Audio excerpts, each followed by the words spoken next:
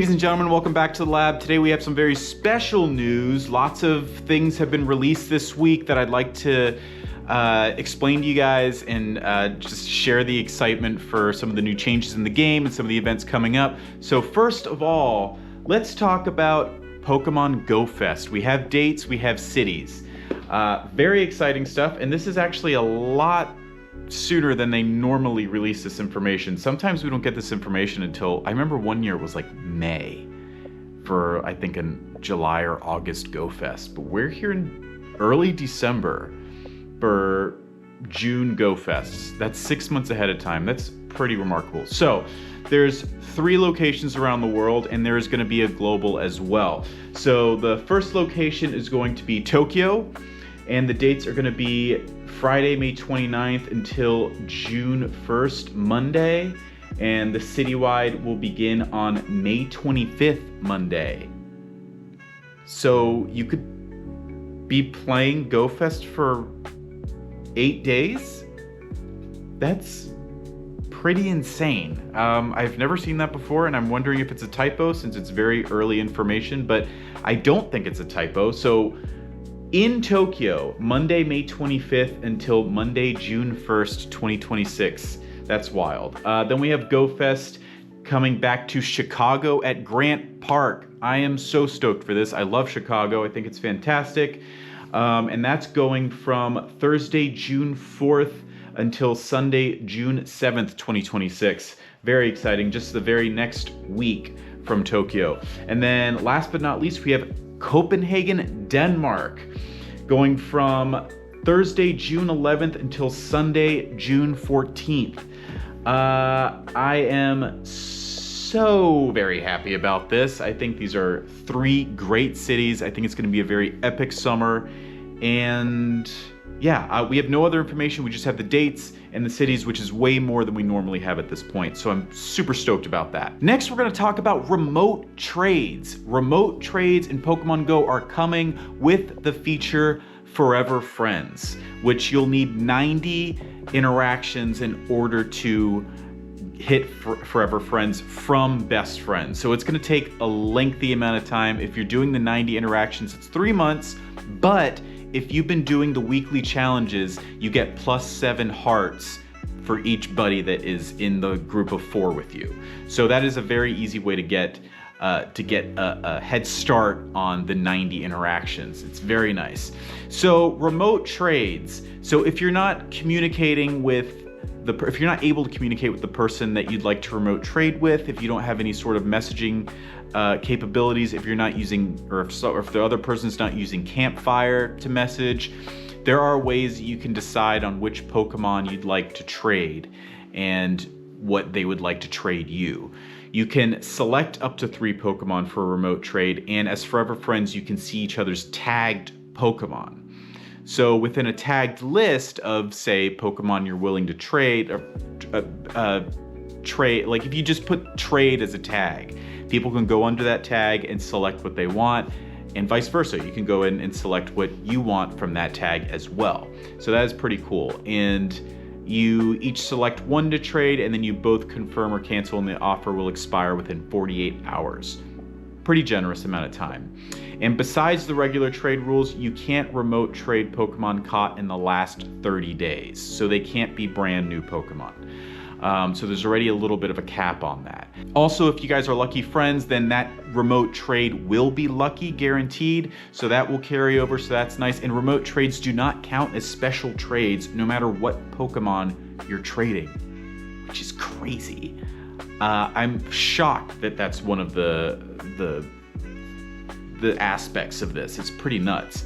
You can continue interacting with your Forever Friend to get XP rewards again and get your next remote trade. You can hold only 1 unused remote trade per Forever Friend at a time, and you have to use it before earning the next one.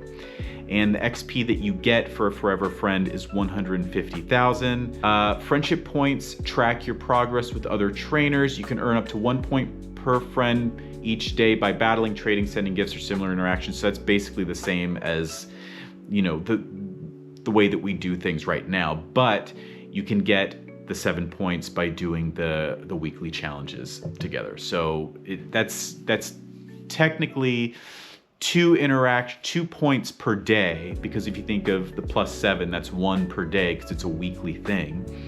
And then you have the one that you do each day, so that you can get 14 interaction points in a week as opposed to the 7 that we are accustomed to getting because of these weekly challenges. So that's really, really nice.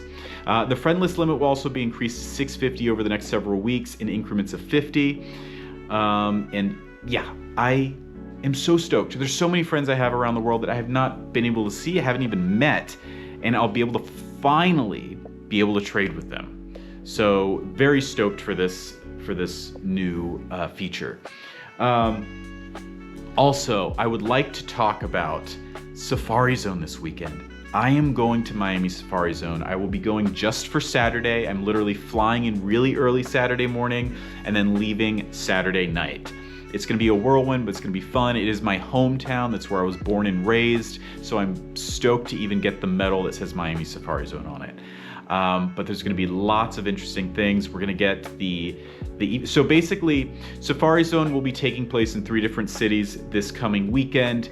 We have Sydney, Australia, which is going to be Friday, December 12th, Sunday, December 14th, and that is the only one that has Friday. The other 2, which is Miami, Florida, USA, and Buenos Aires, Argentina, is going to be Saturday, December 13th to Sunday, December 14th. So basically everything that occurs during these Safari Zones is going to be the same. If you need information on places to play, use Campfire, but also Leak Duck will be posting some information with maps and stuff that Pokemon Go is providing as well. So first of all, ticket holder bonuses, increased chance of encountering shiny Pokemon, love that. Lure modules will last for 4 hours. Up to 5 special trades can be made during the day on your ticket while in Miami.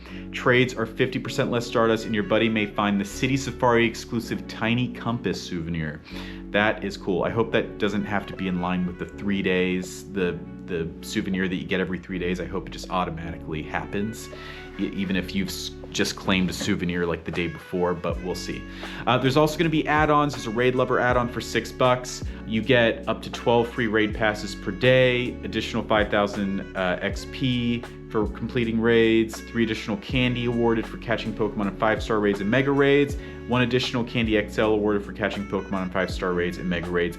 And there's no information on what is actually going to be in raids during this event. So for me, there's no real incentive to get it yet. I don't know if it's just the current seasonal Pokemon that are in raids right now, but we'll see. There's also an Enthusiast add-on for $6, half hatch distance, 2 times hatch Stardust, 2 times hatch XP, and 2 times hatch candy. Extra day add-on for $8. And we do know what's going to be in eggs for this event, which is great. Let's just go ahead and scroll down to that really quick. We've got Pawniard, Oricorio, Bale Style, Mudbray, and Komala. Mudbray is the City Safari exclusive Pokemon for these events, so it's the only way you can get it right now, but at some point they promise it's going to be worldwide, so I wouldn't have too much FOMO about that. So basically in these events, there's no specific park that you'll actually play at, that you actually need to play at. You can play anywhere in the city. It is a citywide event. There's no necessarily Pokemon Go like exclusive, like you need to go here, like Grant Park in Chicago for Go Fest. Like you don't need to go to any specific park. You can go anywhere, play anywhere, which is really nice. It makes it really flexible. Professor Willow is going to be having some special research, which will award Explorer Eevee. It's another exclusive for City Safari Zones. Very low shiny rate as I understand from previous Safari Zones, but you can evolve Eevee into any of the Eeveelutions. So that is nice. And they will all maintain the hat, etc., etc. There's also something called Stamp Rally, which I'm not terribly familiar with, but as I understand, it's a way to get more Explorer Eevee. So let's go ahead and read this together. How do Pokemon Go Stamp Rallies work? Go Stamp Rallies work just like real world Stamp Rallies. I've never been to a real world Stamp Rally, so I don't really know what that is. Explore iconic locations and landmarks throughout the city and collect in-game stamps to complete your Stamp Rally. Starting the Stamp Rally, the City Safari Stamp Rally is activated upon entering the citywide gameplay area of a City Safari host city. To start the Stamp Rally, simply approach a Pokestop that's part of the City Stamp Rally to receive a stamp sheet. A Stamp Rally button will appear on the map, allowing you to start stamping. All Pokestops that are part of the City Safari Stamp Rally will be featured and highlighted on Campfire and on a dedicated map, so that's great. Collecting stamps. Once your Stamp Rally started, an orange stamp icon will appear above participating Pokestops. Visit these Pokestops and spin their photo discs to add stamps to your stamp sheet. The way you press the stamps is similar to real stamps. The ink density changes depending on how long you press.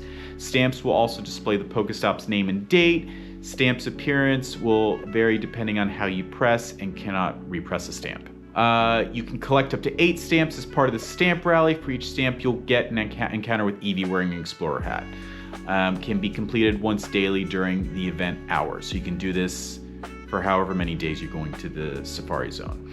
There's also going to be special spawns, and as I understand, they're all going to be the same across the 3 cities.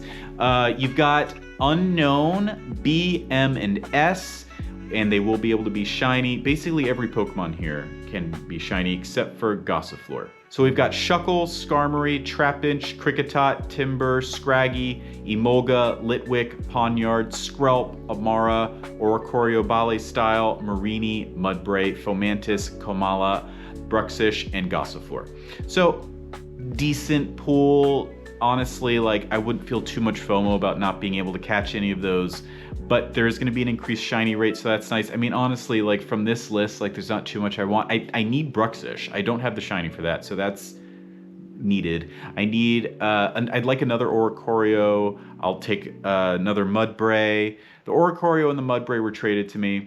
I'll take more Marini, more Fomantis, and of course the unknowns, B, M, and S. I need all 3? I'm not sure. I'd have to check. There's going to be some field research tasks and some special research as well, which I mentioned includes the Safari Zone Eevee. And yeah, so that's going to be it for Safari Zone. We also got information that the community day for January is going to be on January 18th. It is Grookey. So that's cool because that means that Rillaboom will be shiny the next time we get the Gmax in max battles, so I'm excited about that. So yeah, some cool information. Let me know if you're going to Miami Safari Zone. Leave a comment or message me on my socials. I will be around. I'll be announcing where I'll be playing. It is TBD at the moment, but check my socials for that. Follow me on Instagram, subscribe on here if you haven't, and I'll see you guys out in the field. Bye.